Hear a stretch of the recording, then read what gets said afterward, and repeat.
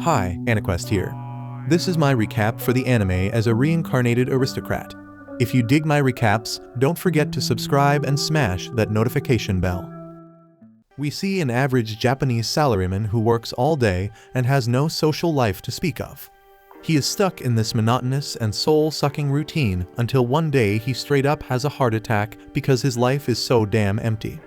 Next thing he knows, he opens his eyes and finds himself in some old-ass hospital, with a lady standing over him. She says he has a gentle face like his pups, but he can't make sense of what the hell is going on. Then a maid comes in and offers the lady some tea, and that's when he finally catches a glimpse of himself in the tray the maid is holding. He's been reincarnated as a baby named Ars Luvent, and by the time 3 years have passed, he has already begun to make the best of his new life here. Dude done mastered reading and writing and got some mad knowledge about this whole new world. Turns out he was born in the Summer Fourth Empire, ruling over the Summer Fourth continent. Since he ain't never seen a map like this before, he knows for sure he ain't on Earth no more. Lucky for him, he was born into a noble family called the Luvent, so he lived largely in a mega crib with his chef taking care of him. When Ars got reincarnated, he found out he had this crazy ability that nobody else ever had. Homie goes to the guards' training room and asks if he can peep at their practice. They are all cool with Ars, so they ain't see no reason to turn him down, even though it's kinda weird that a 3-year-old is so hyped about watching them fight.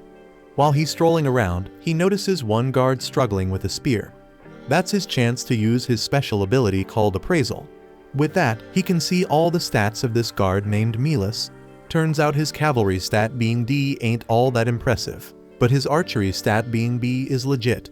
So Ars figured Milas would be way better rockin' the archer role.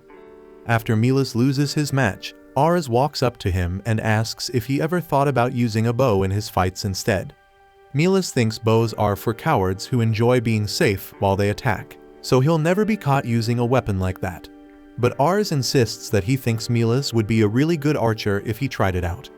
Milas ain't one to normally agree to stuff like this, but since it's Ars asking, he gives in and decides to give it a try, at least once. Dude never even held a bow before, so he ain't feeling too confident about hitting the target. But Ars reassure him, saying he gonna be straight, so he stands in place and draws his bow to fire.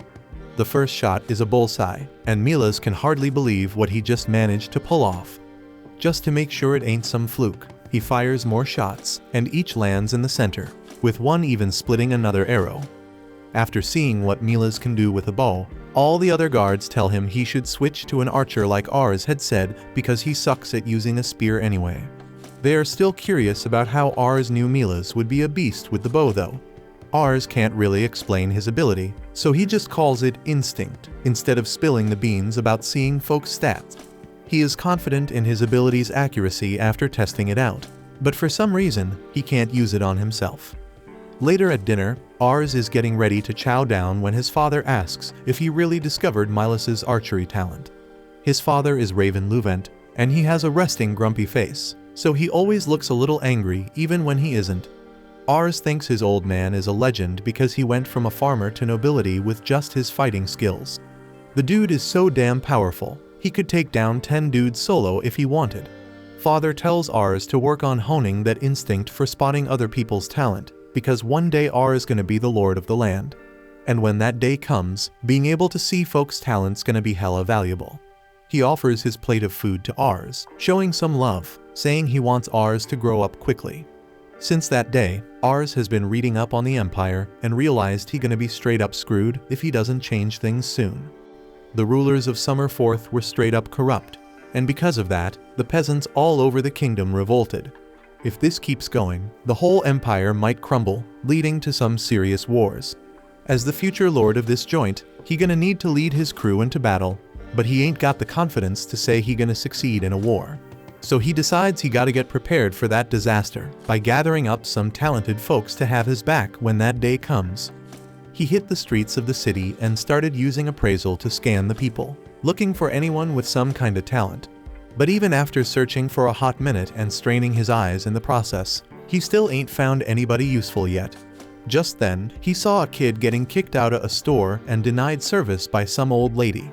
Everybody sees what's going down, but they are all racist as hell, so they ain't trying to help out a Malkin.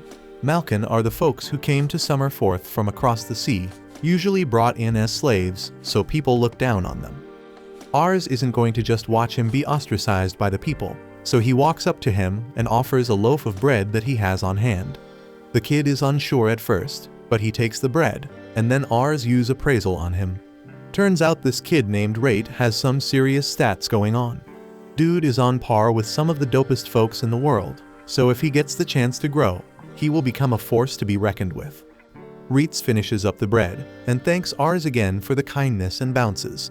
But Ars ain't letting such a talented dude slip away, so he trails him till they end up in a dark alley.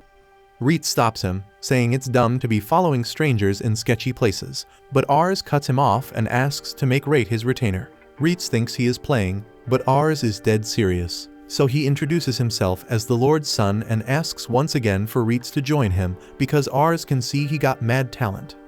Reitz doesn't believe he is as talented as Ars claim, plus he knows it gonna mess with his family's rep if they take in a Malkin like him.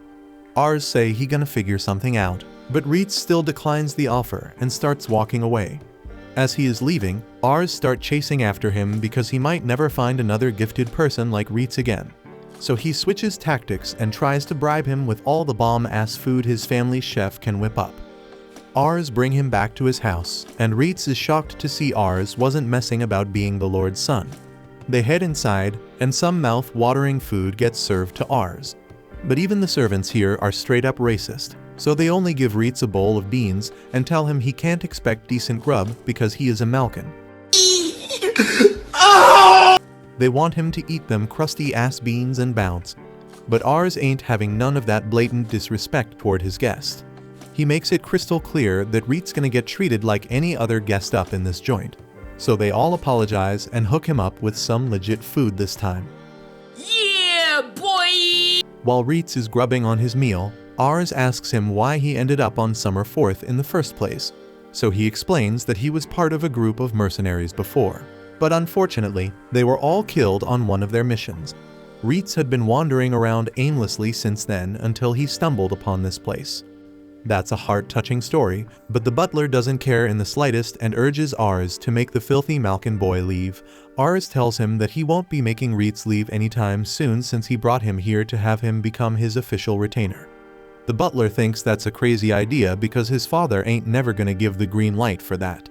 And he is right because when Ars spill the beans to his pops about his plans, his old man straight up shuts it down, saying folks like Reitz just ain't on par with the people of Summerforth, so he is worthless. Even his father is racist, so Ars gotta work some magic to make him accept Reitz as a retainer. He tells his father he got a feel for Reitz's mad talent, just like he did with Millet. But even though Raven trusts his son's ability to spot talent, the people of Summerforth are all convinced that Malkin ain't capable of anything good. So they think Reitz can't possibly have that kinda insane talent Ars claim. But Ars ain't backing down, insisting that having Reitz on their side gonna be crucial for the future of their turf. So he suggests his father test Reitz to see if the talent checks out. Raven agrees to test him, and if he passes, he can start as a soldier. But the test he suggests is a straight-up duel, and Reitz gotta win to get the seal of approval.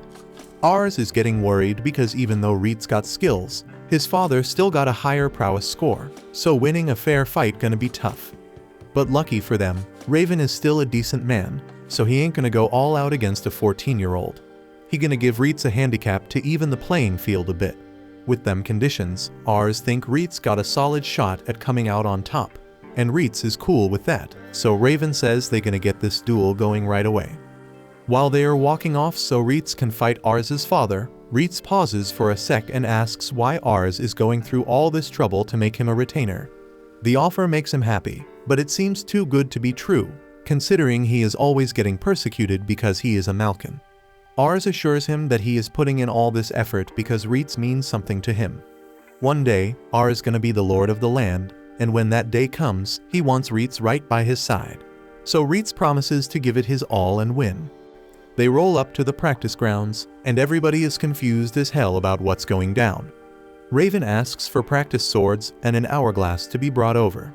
Once they got the gear ready, He explained that all Reitz gotta do was land one hit on him within the time limit to be declared the winner. Ars think this might work in their favor because even though Raven is the elite swordsman around, Reitz's skills should be enough to at least score one hit on him. The duel kicks off, and Raven straight up charges at Reitz with all his might. Reitz is nimble though, and manages to dodge, but he can feel that if that hit connected, it would have wrecked him, practice sword or not. Raven is stronger than him, but Reitz is still holding his own in the fight. The other soldiers are hella impressed because they couldn't keep up with Raven at all, and that was when he took it easy on them. But now, Raven is going after Reitz without holding back. Then Reitz gets smacked in the shoulder, sending him bouncing off the floor. He gets back up and looks over at Ars, who is cheering him on. That pumps him back up, and he is ready to keep the fight going.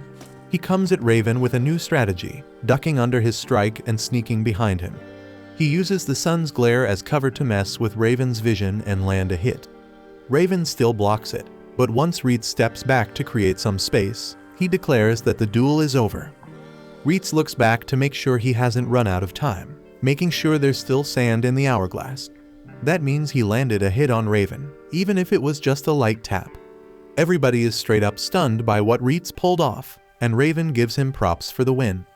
He admits Ars was right about Reitz's insane talent, and now that he saw it with his own eyes, he knows Reitz got the potential to be a top-tier swordsman in the future. Ars also has a bright future ahead of him if he is able to find such talent so easily.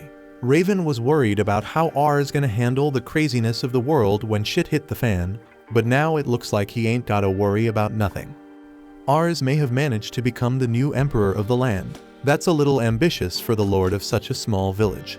Reitz gained mad respect from the soldiers now that they saw what he was capable of. And a little while later, Ars swung by to check if Reitz was getting comfy in his new life here. Reitz is rocking his fresh uniform. He decided to take on servant duties too because he wanted to help out as much as he could. He also shows major gratitude to Ars for saving him from a life on the streets. To pay back that debt, he gonna stand by Ars's side from now on. A few months go by, and we find out Reitz has been chilling mostly with Ars, instead of getting in on the battlefield action. But he's been hella helpful and showing off some sick fighting skills. Reitz has been getting his knowledge game on with a ton of tutoring, and it's boosted his ingenuity stat like crazy. Now he's one of the smartest folks in the whole crew. Once the peeps in the household and the domain got to know Reitz, they straight up accepted him. The maids can't help but gossip about him, talking about how hot he is. One day, Reitz drops some history knowledge on Ars. He breaks it down that the Summer Fourth Empire was originally made up of 7 kingdoms. One of those kingdoms, Ansel, had mad power, so it straight up invaded and conquered the other 6 kingdoms. King Anathus of Ansel declared himself the emperor, and he renamed the whole damn continent the Summer Fourth Empire. But right now, the entire empire is in deep trouble. The ruler in charge is an 8-year-old kid named Bidoras, but the real power is held by his advisors, and they be beefing with each other. With weak leadership, revolts are starting to break out. They're small scale for now, but even Raven had to send troops to calm things down. This situation could blow up big time, so Ars realizes he gotta use his appraisal ability to recruit some talented peeps to his side before it goes down.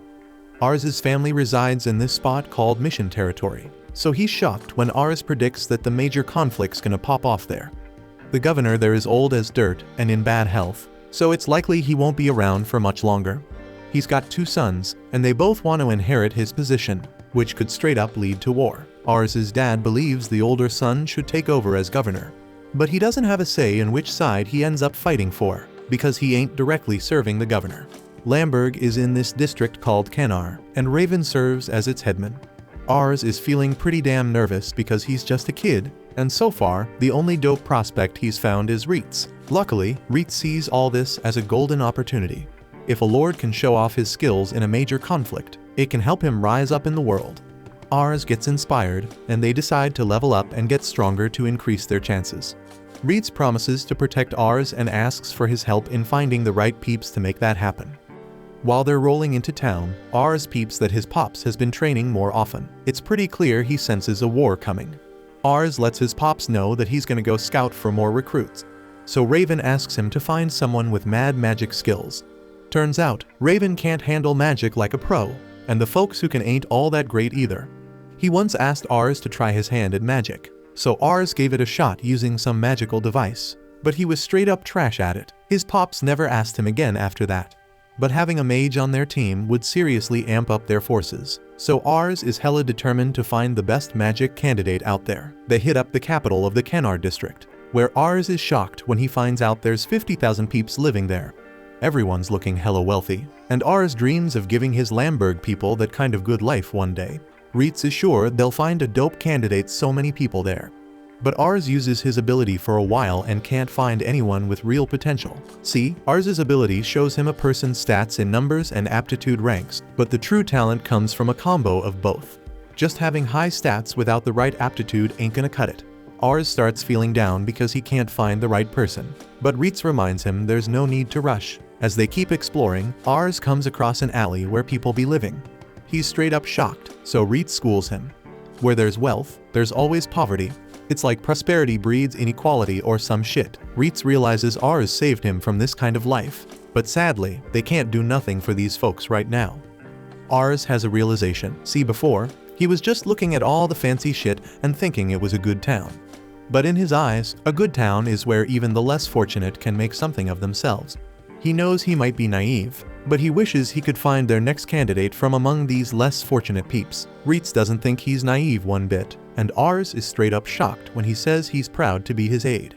After that, they head to the biggest market in town, where someone offers Ars a dragon egg. Ars straight up can't believe dragons exist in this world, and the merchant peeps how hyped he is.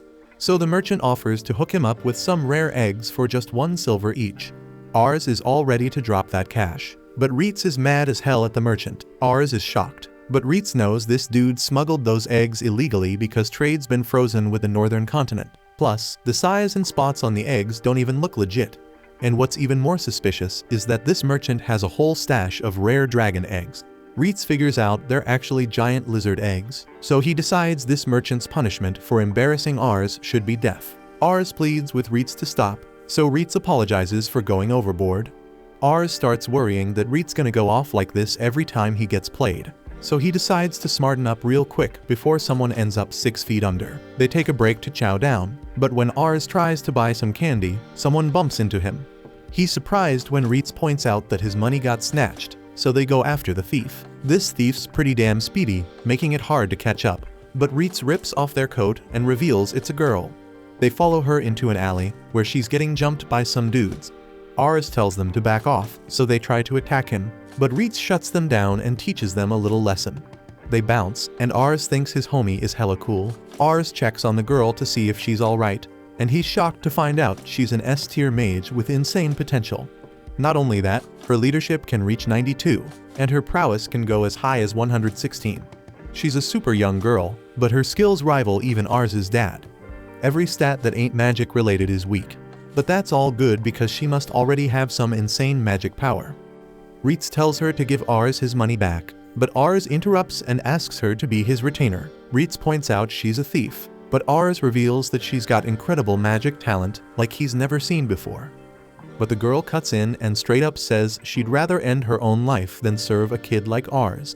Ars tries to tell her she's got insane magic potential, but she don't believe him because she's never even used magic before. This clever kid peeps the situation from a whole different angle and figures out that she's a straight-up thief because she's been through some rough times. So he breaks it down for her, saying that if she rolls with him as his retainer, she'll get a fat paycheck and regular meals. But damn, the girl ain't having it. She straight up calls Ars a spoiled brat and hates on nobles. She wonders what gives them the right to look down on others. She thinks they're just born lucky and don't do jack to earn their privilege. She makes it crystal clear that she ain't trying to be a tool to protect Ars's fancy lifestyle. Ars explains that he ain't no fancy noble like the ones she's talking about.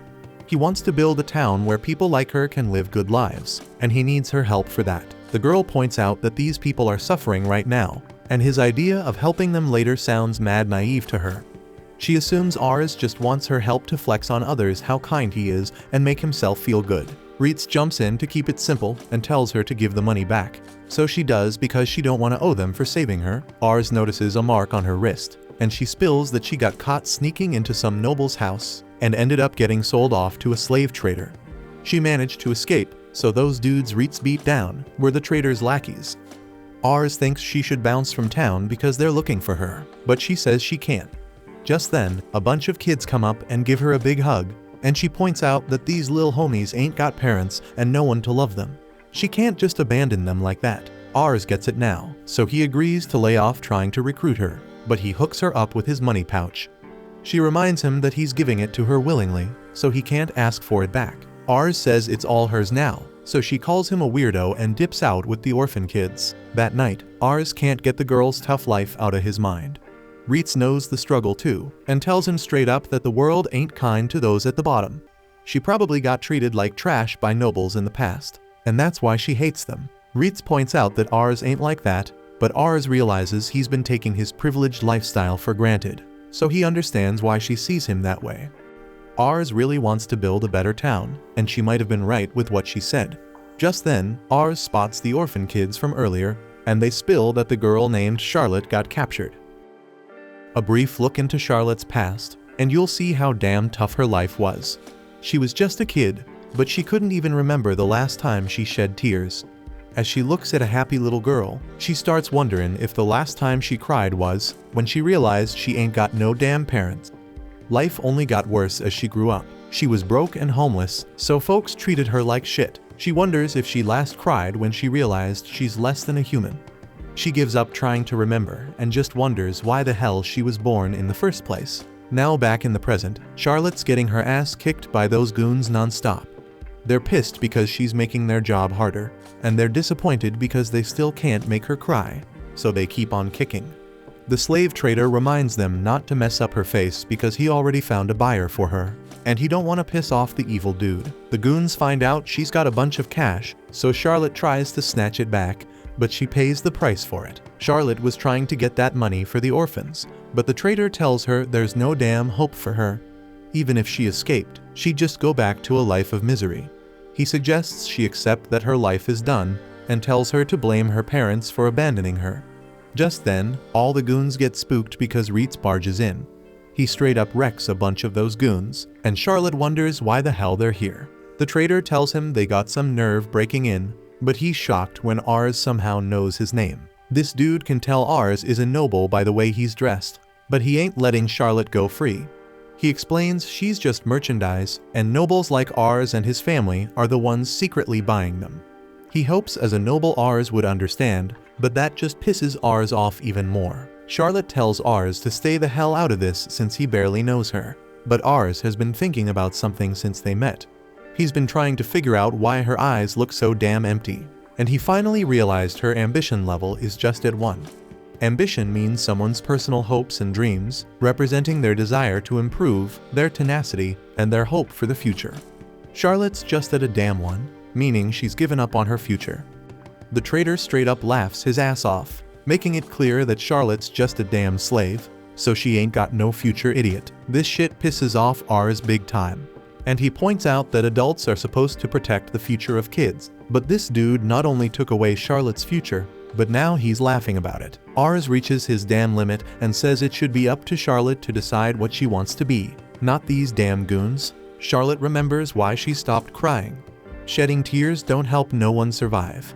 She gave up on having dreams a long-ass time ago because she believed destinies are decided when people are born.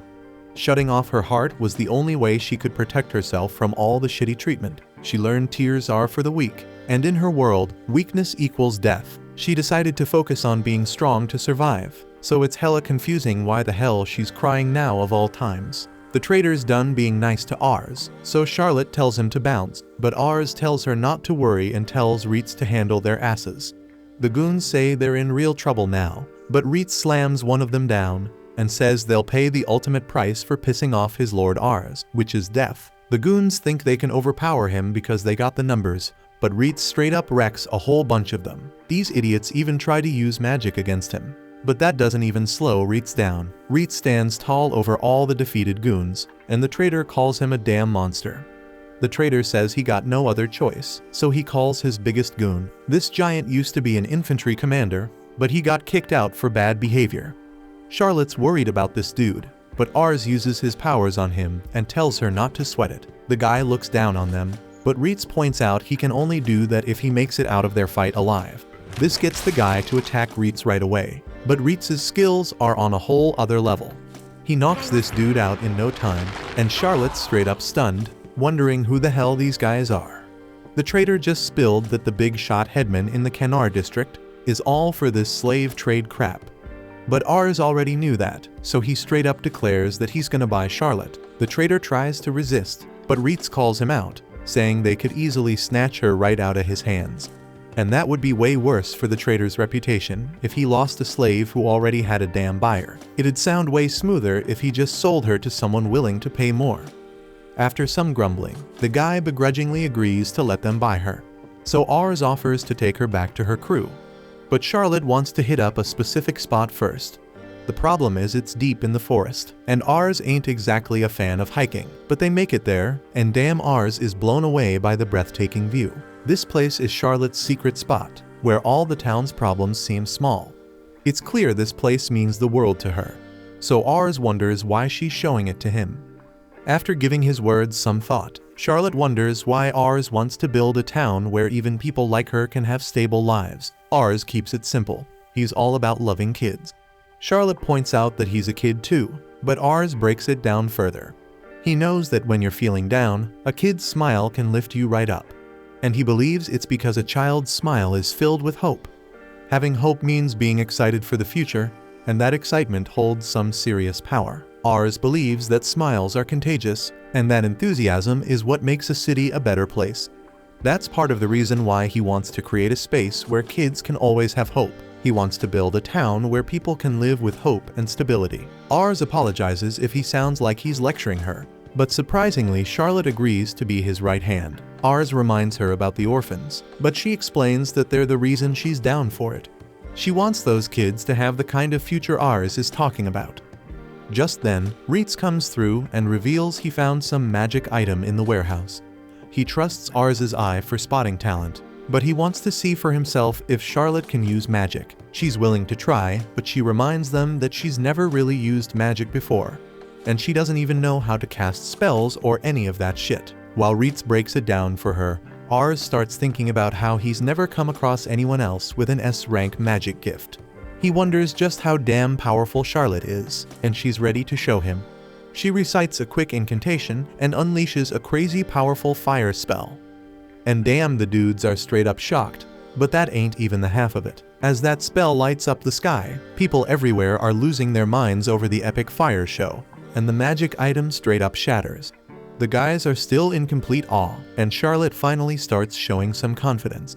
Ars couldn't be happier, and Reitz finally gives her props for her talent. Charlotte's stoked to hear she's gonna get a monthly paycheck, a place to crash, and regular food, but she wants all that cash sent to help out the orphans instead. All she needs is just a roof over her head and some food, so Ars agrees to make it happen. Ars always knows how to say the right shit, as he declares he can't wait to see what her future holds.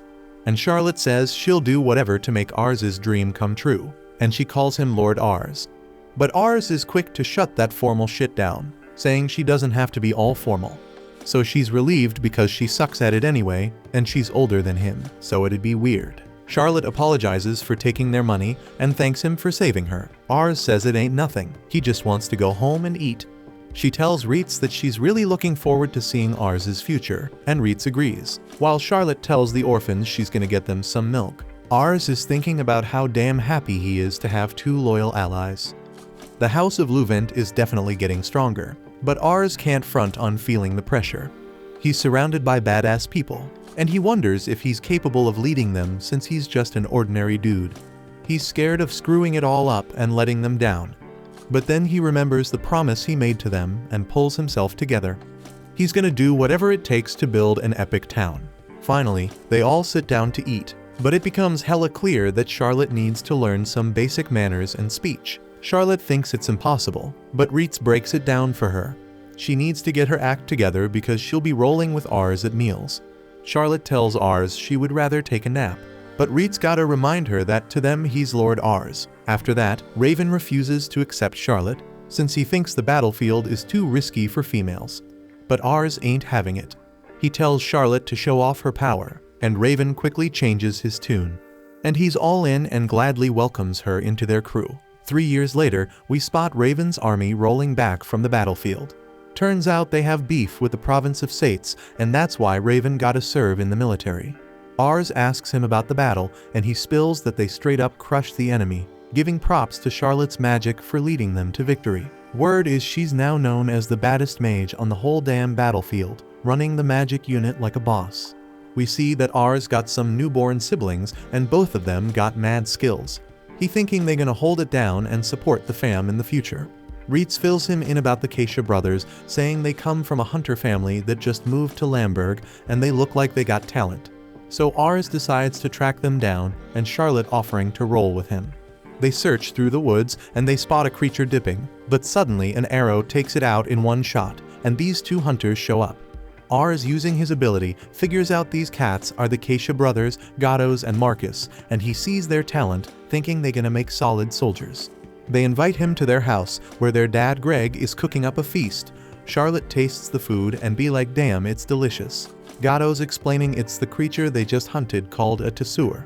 Greg asks Ars why he is in the woods, so he explains he wanna recruit Gatos and Marcus for the army because he knows they got skills.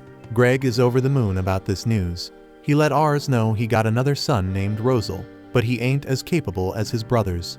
They peep Rosal sneaking bread from the table, so Greg scolding him, telling him to greet their guests.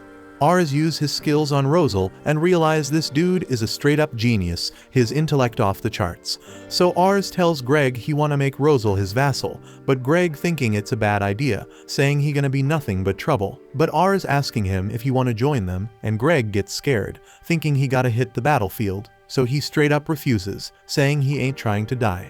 He bounces back to his room, and Greg breaks it down to Ars that ever since his mom passed, Rosal been keeping himself locked up in there, not learning any life skills. But Ars ain't sweating it and says Rosal is a genius, thinking he gonna be a wicked tactician one day. Ars steps into Rosal's room and peep this dude reading a book, but he explains it's the only one they got in the house, and his mom used to read it to him. He says the book is bringing him peace, so Ars invites him to his library, saying he can read as much as he wants. At first Rosal straight up refuses because he doesn't trust Ars, but he wants to read more books, so he agrees, but he says he gonna bring his brothers along. They head to the mansion, and Ars introduces Charlotte to Gatos and Marcus. She shows them around the barracks, while Rosal heads to the library. Ars tells him to read whatever books catch his interest, and orders Reitz to look after him, saying he gotta study too. Then he bounces from the library. But he ends up knocking out and wakes up later, realizing he left Rosal in the library for hours, thinking the dude probably bounced already. So he heads back to the library, and Reitz tells him Rosal fell asleep after reading a ton of books. Ars used his skill, peeping that Rosal's intellect getting sharper by the minute. He notices Rosal learning at lightning speed. His brothers join them, thinking Rosal just wasted time in the library because he has never been taught how to read. Ars is all surprised to hear this. Rosal wakes up, and Ars asks him how the hell he learning to read books. Rosal explains he picked it up by watching his mom, and everybody finding it hard to believe. The next day, Ars rolls up to the brothers, telling them to set up traps to catch the sower. Rosal explains he read about traps, so Ars tells him to use his knowledge to snag them. His brothers back him up, so Rosal decides to give it a shot. After some time, Greg peeps Rosal's invention and realizes that Joint straight up snagged a bunch of sower. He breaks it down that he is stressed about their pops because once his brothers turn into soldiers, he gonna struggle to hunt for food. So he came up with this trap, revealing that he painted the fence yellow to lure the sow in. Greg notices some herbs hanging above, so Rosal spills that the little Somel and their mamas hate its aroma, so it keeps them away. He wants the sow to keep breeding.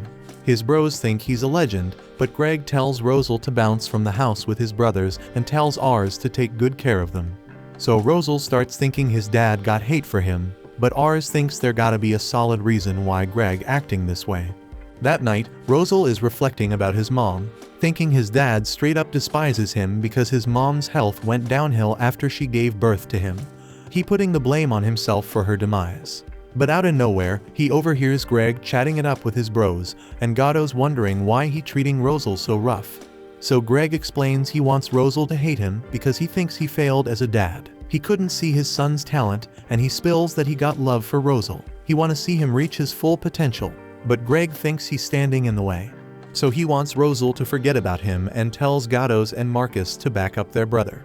The next day, Ars arrives to scoop the boys up, so they get ready to leave and Greg starts chopping wood. But Rosal steps up to him, saying he ain't holding no hate and he making a promise to give it his all. He lets his pops know he wanna reunite again, and Greg is over the moon hearing this, saying he gonna be waiting for them to come back. 3 years later, we peep Raven ain't doing so well, and Ars thinking he ain't fit to fight, but his dad says he got no choice because things are messed up. We find out the governor kicked the bucket a year back, but he named his younger son Vazmak as the next big shot. However, the older brother Curran is claiming the document was fake, sparking a big-ass argument. The homies are split on who should take charge, and now their hood mission is all messed up, with Sates taking advantage of the chaos. Ars be wondering if he gotta throw down, but his dad says there is something even more important for him to focus on, his engagement. Ars be straight up shocked hearing this, like damn, why ain't nobody tell him? His dad hands him a letter and he rushes to spread the word to the crew, wondering what the hell he should do about it. But then out of nowhere, his homie comes through and says his fiancée just rolled up. He heads out to meet her, but he ain't got a clue how to act because he never had a girl in his past life. But the girl introduces herself as Lisha Played, and damn, she got him swooning right off the bat. But when he peeps her stats, he is straight up shocked because she got crazy high ambition, and he thinks it doesn't match her cute looks.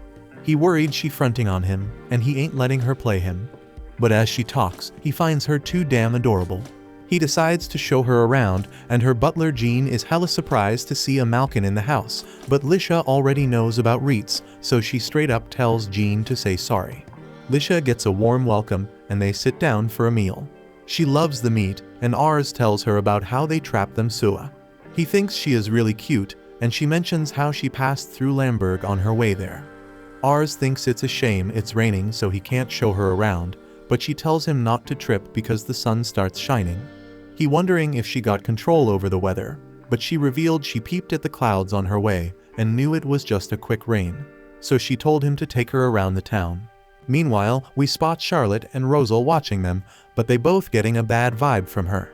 Ars and Lisha head into the town and we peep two dudes arguing. Ars wondering what the deal is and a woman telling him it's a beef over a magic stone order. The shopkeeper ordered flame magic stones, but the dealer brought sound magic stones instead, and since it was all verbal, ain't nobody knows who's in the wrong. Ars thinks he should step up and fix it, but he worries about messing up in front of Lisha. Charlotte pops up, offering to solve things with force, but Lisha shuts her down. Charlotte thinks she should mind her own damn business, but Lisha saying she a fan, and even Charlotte is feeling her charm. Lisha decides to handle the situation and asks Ars for a favor if she succeeds.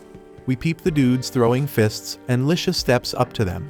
They wonder who she be, so she introduces herself as Ars's fiancée, and they are happy as hell hearing that, thinking Ars growing up. She offers to buy the sound magic stone, saying they precious in her turf, and she revealing they got a volcano, so she can sell the flame magic stone at a good price too. But she claims it was all Ars's idea. The dudes are thrilled he cares about helping them, and he tells them to write up a contract next time to avoid this mess in the future. The situation was resolved, and Ars shows gratitude to Lisha for her help. After that, Lisha brings up her favor, and Ars wonders what she is after, but she just asking him to answer her question, wondering what kind of person he is into. Ars can't believe that's all she wants, but he knows he can't outsmart her, so he tells her he digs people who speak their minds and keep it real. At night, Ars thinking how he couldn't figure out Lisha's intentions, but as he gets ready to crash, he finds her in his bed. He wondering if she messing with him, but she mentioning she wanna have a straight up convo with him. They share some tea, and he wonders what she wanna talk about. She reveals she got the talent to read people's emotions just by looking at them, and she mentions how he was suspicious of her when they first met, so she was curious about why.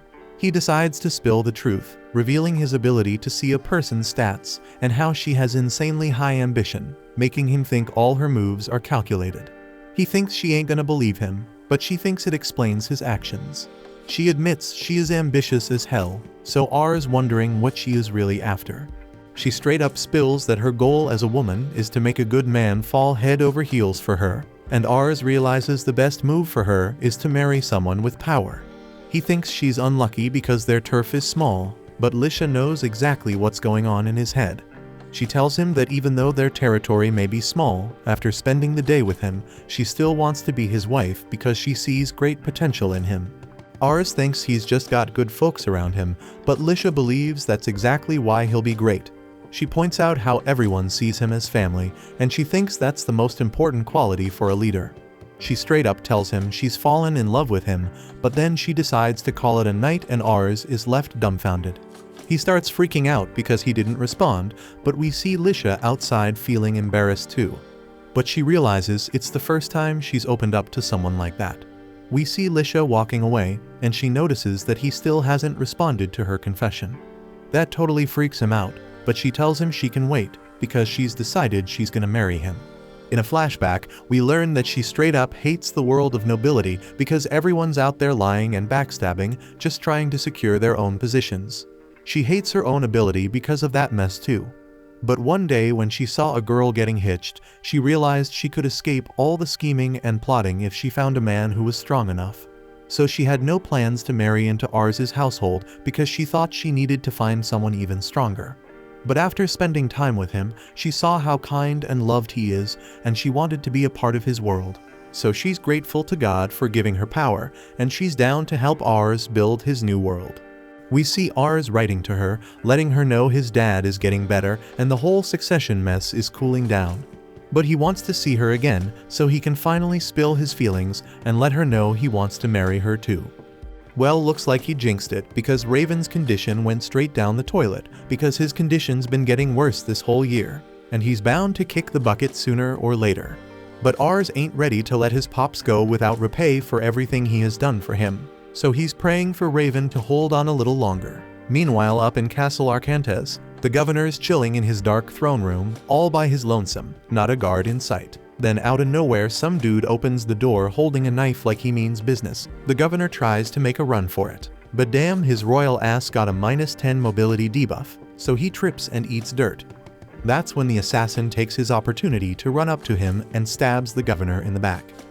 A shit ton of guards swarms the room, trying to surround the assassin and drag his ass in for questioning. But the assassin already got what he came for, so he pulls some crazy acrobatic move to jump out the window and splatters his damn head on the pavement like a cracked coconut. So they ain't never gonna find out who's behind this mess. Sometime later, news of the governor's assassination reaches Raven's ears. He calls for a meeting with Ars and his crew to figure out what the hell to do. He turns to Rosal asking what's gonna go down now that the governor's 6 feet under, and Rosal knows shit's about to hit the fan with a nasty war on the horizon. With the governor gone, the fight for succession is about to explode in every district. They gotta pick sides between the older bro Curran and the younger bro Vazmak. Lumiere, the big shot in the Canar district, is probably gonna side with Curran, and Lamberg's gonna follow suit. Raven's expecting a summons letter any minute now, so he tells Reitz to have the soldiers ready to roll at a moment's notice. He wants to get himself ready for battle too, but damn, he can't even crawl his sick ass out of bed right now. Soon enough, the summons letter arrives, telling Lamberg to gather their forces for the upcoming war.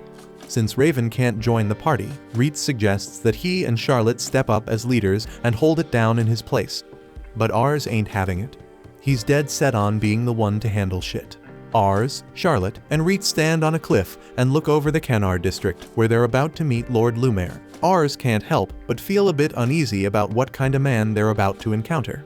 They roll up to the castle gates, and Ars straight up introduces himself as Raven Luven's son, showing up because Lord Lumiere called him. The guard takes a look at the invitation and it seems legit, but he ain't buying that Ars is here to represent House Luvent because he's just a kid. But then the guard recognizes Charlotte as the famous Lady of Flames and Reitz as the Reaper of Luvent. That makes Ars wonder what messed up shit Reitz must have pulled on the battlefield to earn a title like that. Anyways, the guard ain't doubting Ars's identity no more, so he leads them inside the castle where Ars gets introduced to Lumiere's right-hand man, Minas Renard. Ars says it's all good to meet him, and since Ars showed up, Minas figures Raven must really be sick and wishes him a speedy recovery. Ars takes a sec to check out Minas's stats, and damn, this dude is above average at everything. Minas mentions he's heard about the crew's achievements and straight up offers them to work here instead. But Charlotte and Reitz already swore loyalty to House Luvent. so they turn down Mina's offer. He's disappointed, but he gets their commitment. With the intros done, Minas leaves Ars in the meeting room where the other leaders are waiting. Ars feels a bit nervous, but he walks in there and confidently introduces himself as Ars Luvent, representing Raven Luvent. He takes a seat, but he's still feeling hella nervous because ain't nobody said shit yet.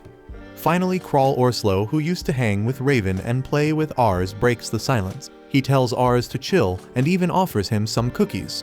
Meanwhile, this other dude is giving Ars the meanest look, and Ars ain't got a clue why. Just when Ars was about to try and smooth things over with him, the main doors swing open and in walks Lumer Pyres, the headman of Canar.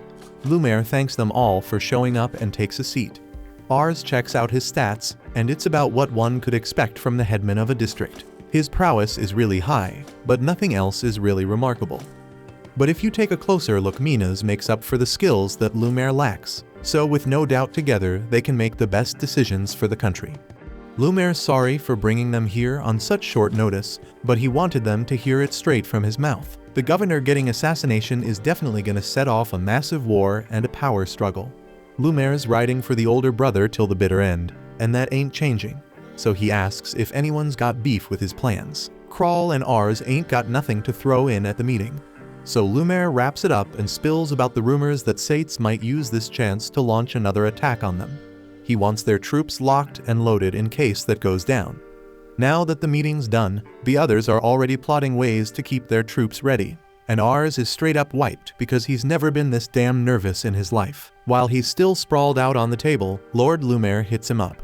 So he jumps up right away to apologize for his rude behavior. Lumer tells him there's no need to say sorry and he knows about Raven's condition.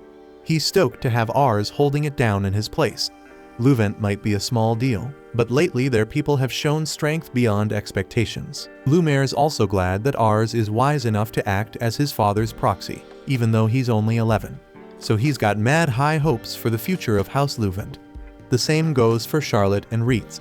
With that said, Lumer bounces to handle his own shit. As he dips, Ars and the others realize they gotta step up big time. So Ars suggests they start preparing as best they can for the upcoming battle. But before he can even get started, he gets called again. And this time it's by the dude who was giving him the evil eye earlier. The dude says it's the first time they're talking, so he introduces himself as Hammond Played. Basically, he is Lisha's pops. He asks if Hammond needs anything from him. And Hammond mentions that Lisha's been all messed up lately, and it's because Ars ain't been keeping in touch. He wants to know if Ars has been answering Lisha's letters on time, and Ars tries to explain that he's been trying, but with his old man getting sicker and the governor getting whacked, he didn't have much time to finish his last letter. He apologizes and promises to write her a letter as soon as he's back home. Hammond admits that Lisha usually keeps to herself and acts all self-absorbed. But lately she's been opening up and showing her feelings more. And he thinks it's because of Ars, so it's clear she's got strong feelings for him. Lisha's always been a good girl, obedient and all, but he took that for granted and focused on military and state shit instead of spending time with her. So he knows she must have been hella lonely, especially with all those shady-ass nobles around her. He really wants her to find happiness, which is why he agreed to the engagement. So he asks Ars to take damn good care of Lisha, and Ars promises to do whatever he can to make her happy. When Ars gets home, he spills everything about what Lumer said at the meeting to Raven, and it's just like he predicted. But Raven's got a few words for Ars about him rolling up there without letting him know. And the words are that he's damn proud of him. After that, Ars gets down to writing a response letter to Lisha and apologizes for taking so long to write back. He tells her about all the recent shit going down and how he met her pops, but with a war on the horizon, he's gotta give it his all to win and protect Lisha, just like he promised Hammond. Later that day, we see Ars training with Reitz in the art of the sword, but he gets his ass knocked to the ground real hard. Reitz suggests he takes a breather because they've been at it all day, but Ars insists on keeping going. Everyone around him is getting stronger, but he feels like he hasn't made any progress in years. He led a troop in a practice battle earlier, and to be real, it was a total disaster. He's read about war, but he's got zero actual experience with it. And when real soldiers charged at him, he always flinched. He knows he'll have Reitz and Charlotte by his side, but if he can't hold his own on the battlefield, he'll just be dragging everyone else down. But in the middle of Ars's self-loathing, Rosal comes running up to him and says Sate sent forces to Calmare. Lumiere wants them to head to the battlefield at once to intercept them in Calmare's Crawl territory. They got some leeway in how they deal with Sate's invasion, but if they don't handle it now, it's gonna be Lamberg's problem real soon. Lamberg's gonna be Sate's next target if they manage to invade Calmare. Raven still ain't fit to fight, so that means Ars gotta step up and hit the battlefield instead. And damn, he's scared as hell of the idea.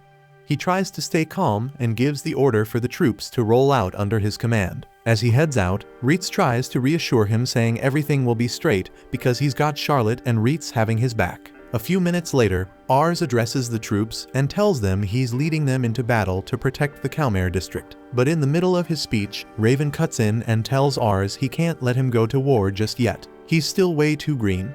So Raven says he'll take charge and lead the troops instead. Ars points out that Raven's still too sick to go to war. But Raven would regret letting Ars die on the battlefield way more than dying himself for the sake of the Calmare district. Ars tries to explain that with Reitz and Charlotte by his side, he's sure they'll come back victorious. But victory ain't the issue here. Raven says Ars ain't got the face of a warrior, and to prove it, he orders one of the soldiers to bring out the dude they got locked up in the dungeon. When they bring him out, Ars asks who this guy is. So Raven explains his name's Baramorda, and he's committed every crime under the sun without a hint of remorse. He was supposed to be executed a while back, but Raven's illness delayed it. Now he wants to carry out the execution right there, and he tells Ars to watch it go down. If Ars can watch this guy get killed without losing his cool, then Raven will recognize him as a man and let him lead the troops into battle. Even as he's about to die, Baramorda keeps talking about how much he enjoyed killing little kids like Ars the most. But even though he's a total scumbag, when the axe comes down on his neck and his head gets chopped off, Ars's eyes go blank because he can't handle what he just saw. The sight of the severed head and the blood knocks Ars down to his knees, but Raven tells him there's nothing to be ashamed of. Everyone reacts that way the first time they see death. But right now, if one death throws Ars off, there's no way he'll be able to handle a battlefield where death's happening all the time. Raven orders the troops to move out, along with Reitz, Charlotte, and Rosal, leaving Ars there to think about how naive he was to think he was ready for war. At the conflict boundary, we watch as Raven and Ars's crew get down in a battle. Reitz and Raven holding it down on the front lines, while Rosal calls the shots, adjusting the army's formation.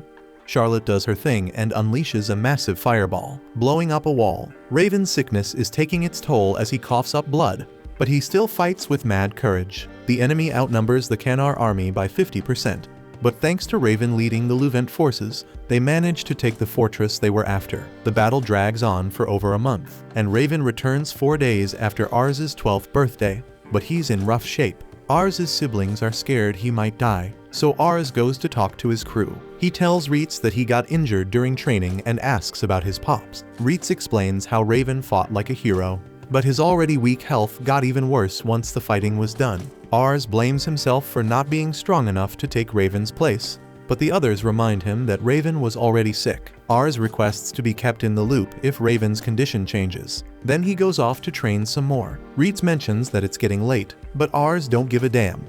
Everyone's worried about Ars because they've heard he's going all out in his daily training. Just then, the crew is shocked when Lisha shows up at their doorstep. She's hella concerned about Ars because she's noticed a change in the letters he's been sending lately. His words used to be sweet and warm, but now he seems distant. She wonders if something's wrong, so Reitz asks her not to be offended when he tells her that Ars has his reasons. Lisha gets upset and explains that she ain't offended. She's just worried. She's desperate to know what's wrong, so everyone agrees to tell her. They tell her about the execution and how Ars feels guilty for making Raven's condition worse. Lisha blames herself for not helping Ars sooner when he needed it, so she begs them to tell her where he's at. Lisha all hyped up to see Ars, but he's in the middle of some hardcore training. After he collapses on the ground, Ars is told that he can't physically handle any more training.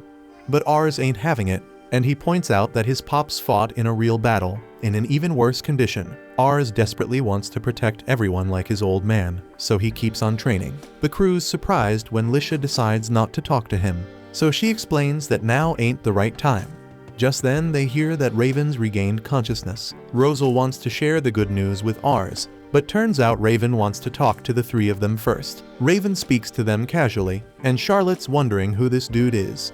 Raven explains that he ain't speaking to them as their lord right now.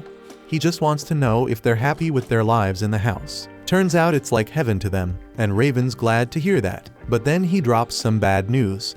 He explains that his time in this world is almost up, so he wants to tell them something.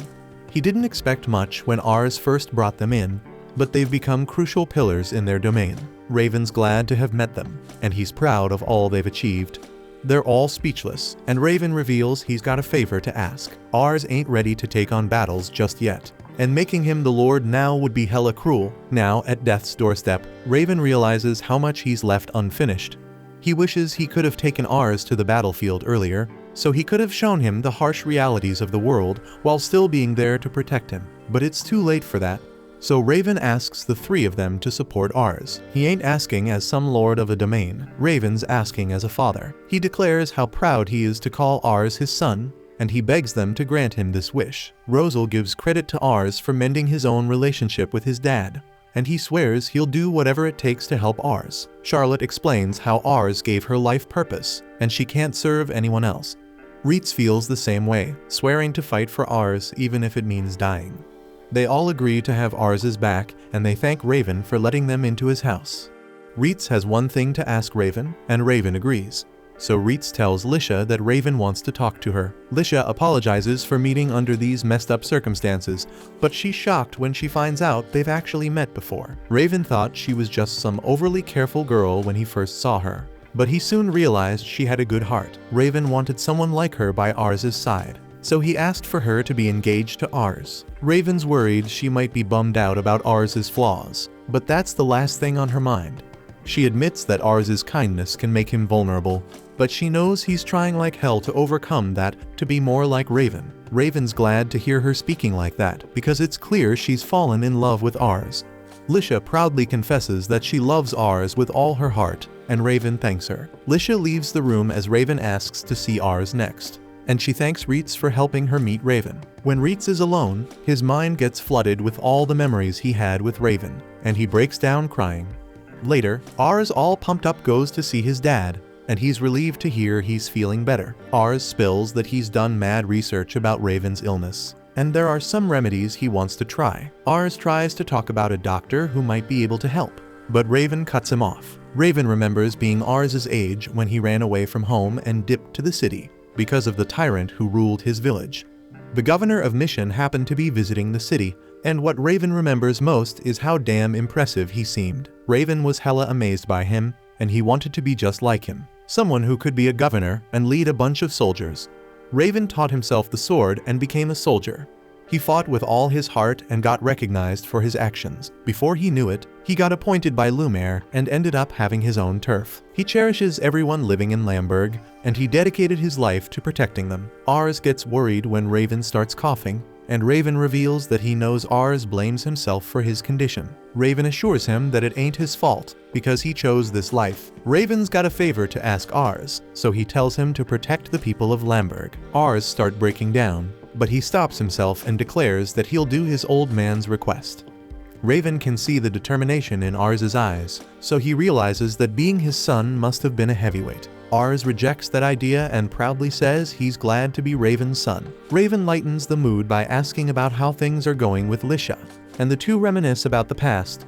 They end up chatting all night long, and even the rest of the family joins in. Unfortunately, the next day, Raven was gone. That night, Ars has his siblings bid farewell to their dad as he's laid to rest. Ars starts shedding a few tears and gives a speech about how incredible his dad was. He lets everyone know that Raven entrusted him with taking care of everyone in Lamberg. Ars admits he ain't as strong as his pops, but he swears to look after them all more than anyone else, and he vows to protect them. He asks for their support, and they all rally behind him, saying they'd do anything for him. Just then, Charlotte remembers a time when she tried to push herself on the battlefield, but Raven told her to save that desperate effort for when it was Ars on the battlefield, so she promised to do just that. Rosal recalls a memory of staying up mad late studying and telling Raven he wanted to learn as much as he could so he could help Ars. Raven reminded him he had plenty of time to grow, so he could take it slow and grow alongside Ars. Lisha feels a bit sad about her own memory, but she's glad to see how close everyone is in this moment.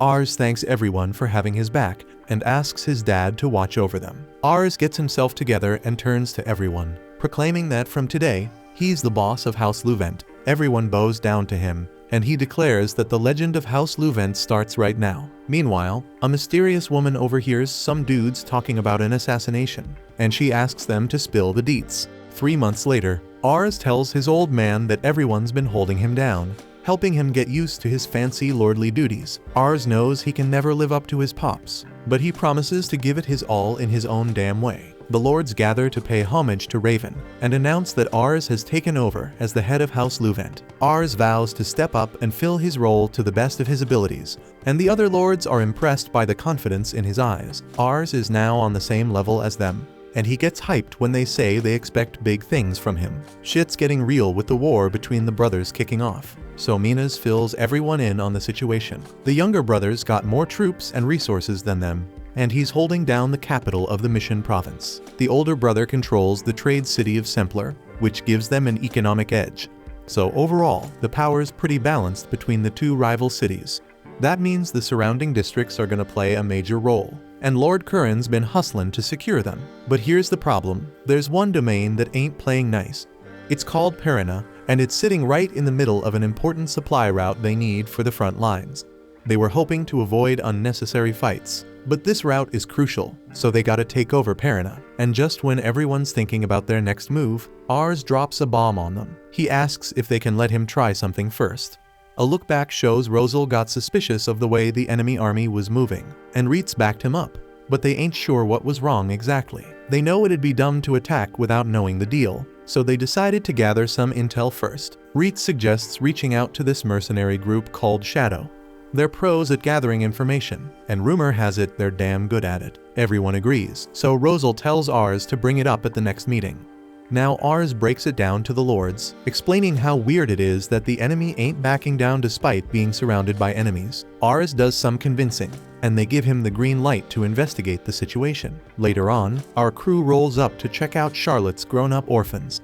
Ars built an orphanage and made damn sure that Charlotte's kids got accepted. But that ain't all. He asked the folks in charge to take in any homeless kids they could find too. Charlotte catches up with the kids and they spill all their future plans to her. One wants to join Lumaire's army and another wants to be a farmer. They thank Ars for changing their lives, but he points out that Charlotte plays a big role too because she sends most of her salary their way. The kids thank her too and promise to give it their all. Charlotte thought about bringing them all to Lamberg, but now she realizes it's better for them to stay here. Living in a big city opens up a ton of opportunities, and kids gotta experience all kinds of things.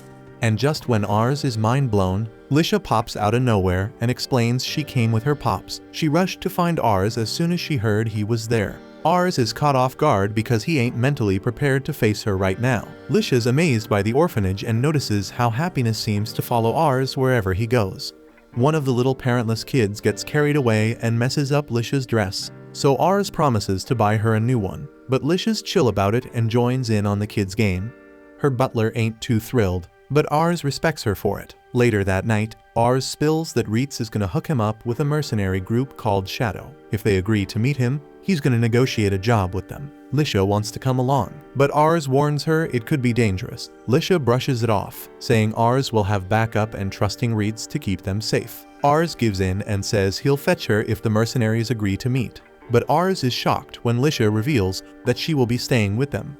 She guilt trips Ars into letting her stay, so he goes to prep a room for her. This wild girl even suggests sharing a room, but Ars shuts that down real quick. Charlotte steps in and explains that Ars will be staying in her room, and just when things couldn't get weirder, Reitz shows up to witness the whole damn moment. Charlotte tells Rosal he's rolling with them, so Reitz apologizes to his little homie and bounces. The next morning, the dudes are dead tired because Charlotte's slapping and tossing all night, keeping them awake. Reitz shows up to spill that he got a message from Shadow, and they gotta bid farewell to the orphans. The kids mention they might not be around next time they visit because they'll have achieved their dreams. Our crew eventually dips, and Ars can tell Charlotte's in a good mood. Reitz explains he reached out to Shadow through his old mercenary crew. Mercenary gangs pass jobs to each other because they all got different specialties.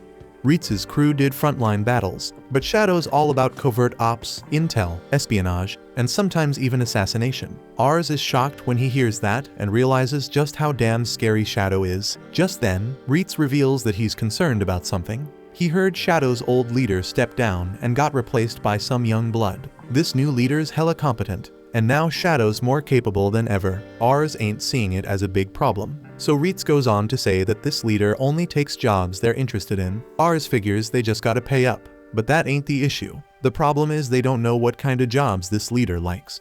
Lord Lumaire's counting on them. So Ars is dead set on convincing the mercenaries to take the job. They hit up the bar to meet the mercenaries, but they get told it's packed and they gotta bounce. Ars's mind gets blown when Rietz says the secret phrase, and suddenly they're allowed in. Everybody's staring at them, so Charlotte asks if she can roast them all with a fire spell. They shut her down, so they settle for placing their orders. Ars realizes the mercenary group's all about gathering info, so their leader might be watching them right now. Ars tries to use his power to find the leader, but the others remind him to focus on ordering.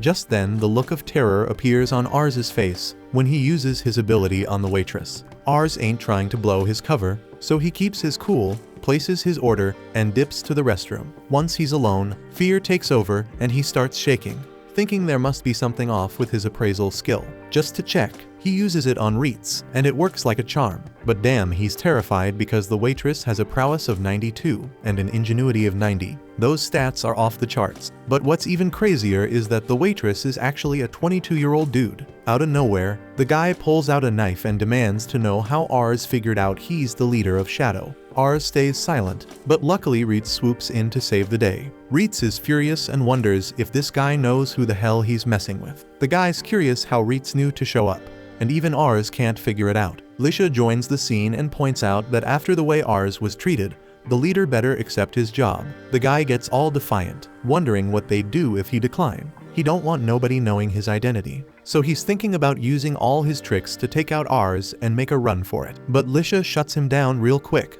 letting him know that with Rietz there, escaping with his life ain't gonna be easy. Ars is in shock as he realizes they're negotiating without him. The guy still considers saying no, so Lisha makes it clear she ain't one to forget. He mentioned eliminating Ars earlier, so Lisha straight up declares that if he did that, she'd chase him to the ends of the earth and put an end to him. Ars has never been more scared of her, and the leader laughs it off and apologizes for being rude. He's still curious how Ars figured out he was the leader when he thought his disguise was flawless. Ars just comes right out and reveals he's got an appraisal skill that lets him see others' abilities. The guy finds it hard to believe, but he's shocked when Ars calls him Mazak. Ars gets stunned when the leader admits he left that name behind long ago and goes by Fam now.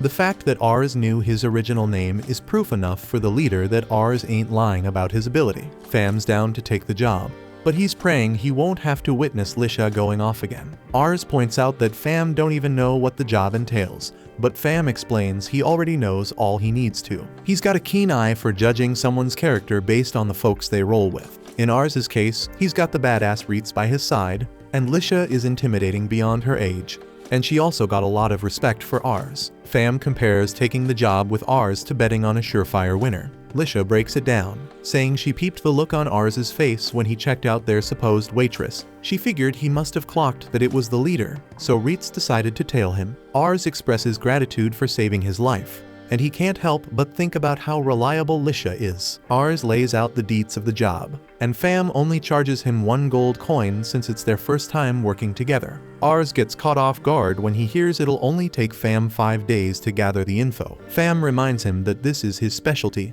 so Ars can't wait to see what he's got up his sleeve. Diving into the past, let's see what went down when our crew linked back up with the others, and Ars spilled about their encounter with the Shadow Leader. Charlotte's stoked to hear that he took on the job and even expresses a desire to meet the leader someday. Just then, Fam rolls up as their waitress and hooks Charlotte up with some complimentary pancakes. Ars is blown away by Fam's presence because he never would have guessed he was the big boss of Shadow if he hadn't seen those stats. Fast forward 5 days, and Ars meets up with Fam, who's flying solo because the rest of the Shadow crew's out on a mission. Ars is dumbfounded when he finds out Fam handled his investigation all on his own, and it hits him that Fam's insane skills are what make him the leader of Shadows. Ars is thrilled to hear the mission was a total success, but he can't help but wonder how Pham pulled it off so damn quickly. Unfortunately, that's a trade secret, but Pham's got plenty to spill. Turns out, the reason the Parana district ain't riding with Curran is because they're part of some pact. Pham's got his hands on a document with the signatures of all the noble folks who sided with Lord Vasmark. Out of nowhere, Reitz loses it when he recognizes one of the signatures, and it's a seal from the Massa district, which packs a hefty population and one of the biggest armies on the continent. They'd be a major powerhouse ally for whichever side they choose. Luckily, Massa district's riding with Lord Curran, just like our crew. But the fact that their seal is on this document pledging support to Vasmark means the Massa district straight up betrayed them. Now here's the issue. If they invade Parana, Massa's likely gonna attack them from the back. Pham reckons Parana knew this and realized siding with Curran was a losing move, which is why they ain't playing along. Reitz wants Pham to spill about how he got that legit document to verify its authenticity. But Pham ain't sharing his methods with nobody. Not even his most trusted homies. All he lets on is that he scored it from where the head honcho lives. Reitz apologizes for doubting him. Pham's done with the job, so he hands over the document. And Ars can't help but think how damn cool he is. Ars gets ready to pay him, but Pham says it's not necessary, because he treated Ars like crap before. Pham wants Ars to consider it an apology and an investment in their future. So Ars promises to pay him extra for the next job. Ars and Reitz dip out to let Lord Lumiere in on Massa's double cross. Lumiere's straight up mind blown by the news and knows it won't be smooth sailing to get Parana on their side. He has Minas flex the document to the other lords, and Lumiere gives major props to Ars for saving them from a colossal screw-up. Lumiere decides he needs to chop it up with Curran, and he wants Ars to roll with him. But hold up. Minas drops a bomb. He peeped something real shady about the pact. The signature and seal of the Massa district ain't legit. He compares them to the real deal, and there's a clear difference. All the others check out, but Massa district's seal and signature on the pact look forged as hell. Parana got straight up bamboozled into believing Massa betrayed them, and that's the only reason they sided with Vasmark. Minas got eyes sharp as a blade, so Lumiere vouches for him, saying they can trust what he's saying. Ars is mind blown by Minas's mad skills.